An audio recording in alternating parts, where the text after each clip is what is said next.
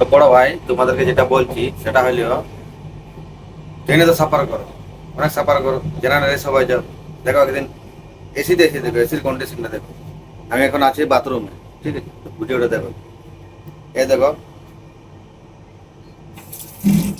Separate মাল, এই দেখো বাথরুম,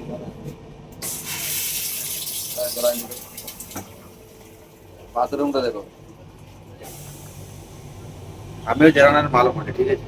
প্রথমবার ট্রেনে উঠে দেখলাম এসিতে, এসির কন্ডিশনটা কেমন। তো তোমরাও চেষ্টা করো যাতে এসি দেওয়ার চেষ্টা করো। ফালতু একটু পয়সা বাঁচাবার জন্য নিজের শরীরটাকে হেনস্থা করো না। এইবার থেকে ভাবছি আমি এসি বকে দিয়ে আসবি, তার কারণ ভাই এর মধ্যে বিরাট সুযোগ সুবিধা, বহুত রকম ফ্যাসিলিটি নিজের শরীরের মধ্যে আছে।